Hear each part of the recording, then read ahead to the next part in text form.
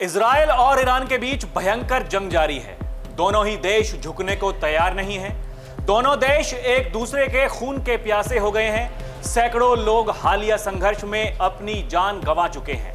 Iran के कई परमाणु वैज्ञानिक और सेना अधिकारी इजराइल के द्वारा मार डाले गए हैं। ईरान भी इजराइल में कई खास ठिकानों पर हमला कर विध्वंस कर चुका है। धीरे धीरे युद्ध की लपट अब अंतर्राष्ट्रीय सीमा को लांघकर पूरी दुनिया में फैलने जा रही है और अब परमाणु युद्ध का खतरा मंडराने लगा है।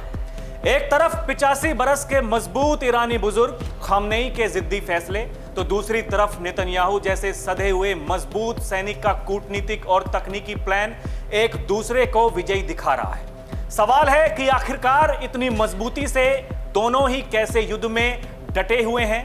कौन है जो दोनों को घुट्टी पिलाने का काम कर रहा है और कौन है जो इन दोनों बिल्लियों की रोटी चट किए जा रहा है? क्या इस दुनिया में एक और यूक्रेन तैयार हो चुका है जो पिछले कई सालों से बिना किसी मुकाम या अंजाम के जारी है? विश्व की दो पहली महाशक्तियां दुनिया में वर्चस्व की लड़ाई में अपना सब कुछ झोंक रही हैं। एक तरफ अमेरिका तो दूसरी तरफ रूस अपना अपना पलड़ा भारी करने की जुगत में साम दाम दंड भेद की रणनीति पर चल रहे हैं। लेकिन अभी हम बात करेंगे सिर्फ ईरान और इजराइल की लड़ाई की।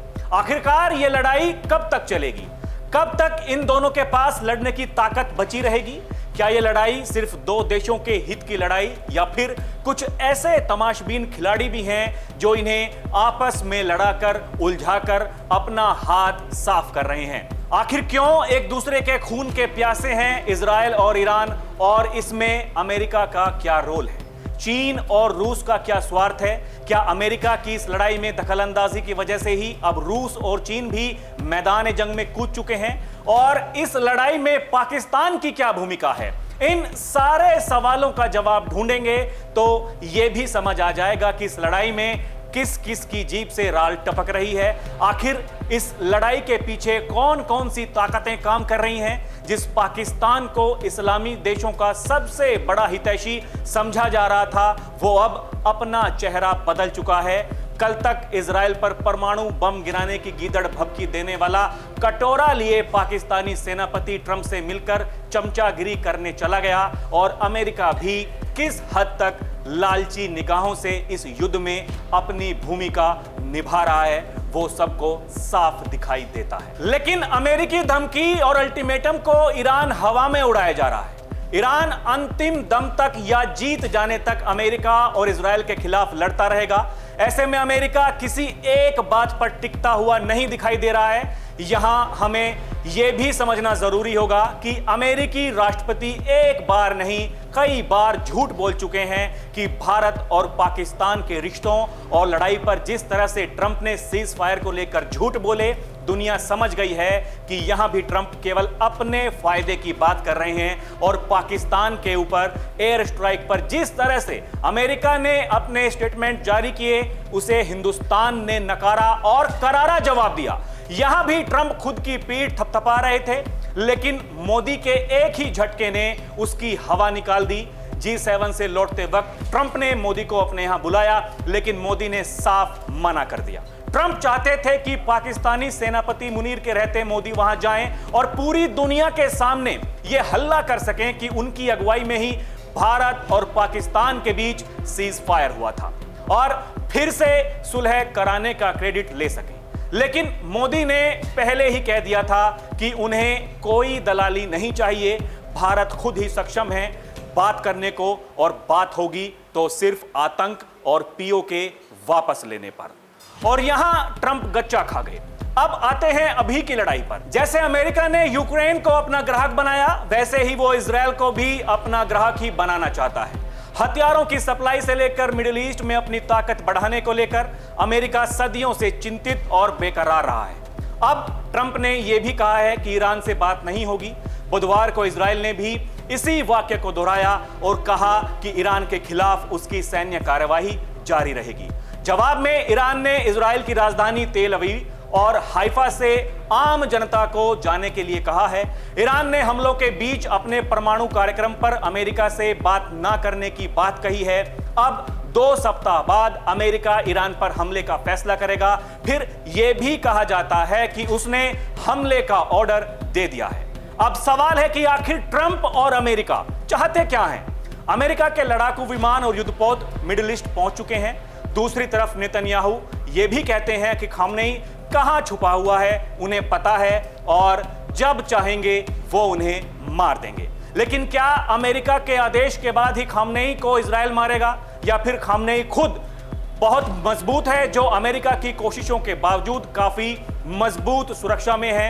आखिर हकीकत क्या है? अगर अमेरिका ईरान पर हमलों में शामिल होता है तो युद्ध के पश्चिम एशिया और पूरे अरब जगत में फैलने का खतरा पैदा हो जाएगा, क्योंकि अमेरिका के कतर, बहरीन, कुवैत, संयुक्त अरब अमीरात, सऊदी अरब, इराक, जॉर्डन और सीरिया में सैन्य अड्डे हैं या सैनिकों की तैनाती है।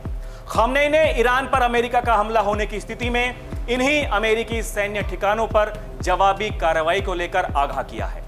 अब सवाल है कि आखिर अमेरिका क्यों इजराइल का साथ दे रहा है?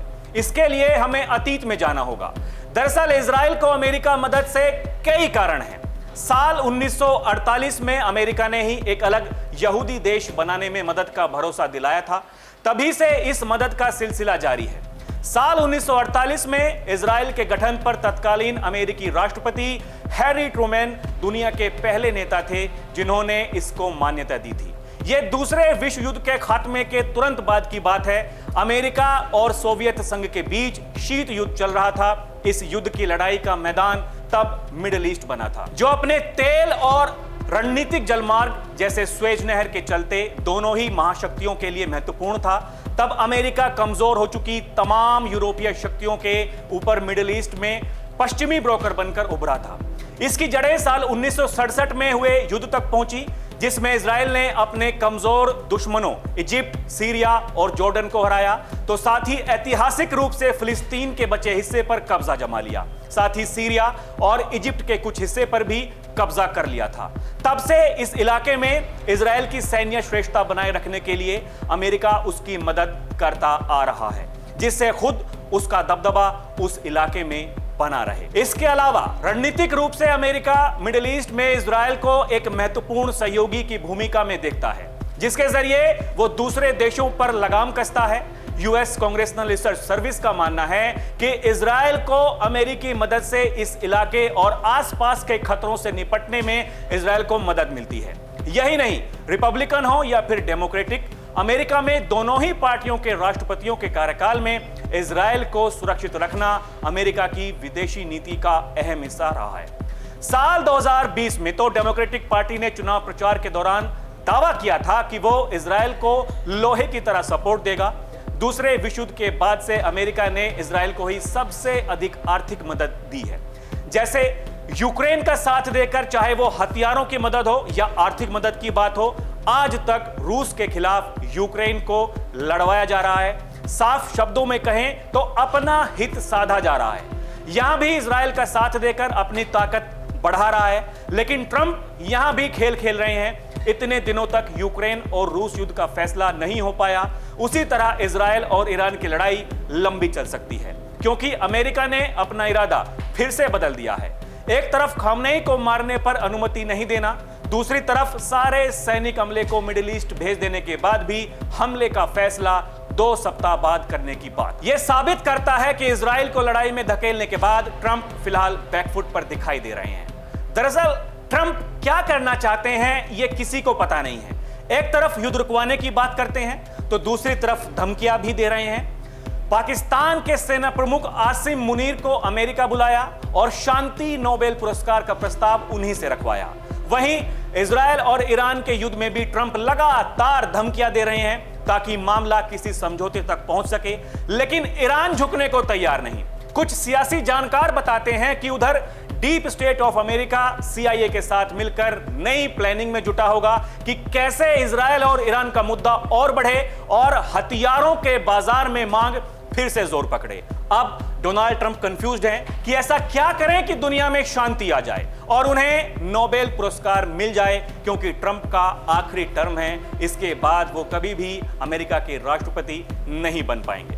दर्शकों, आप क्या समझ पा रहे हैं? आपको क्या लगता है हमें कमेंट करके जरूर बताइएगा। अभी के लिए इतना ही। आप देखते रहें डीएनपी इंडिया, हर खबर भरोसे के साथ। नमस्कार।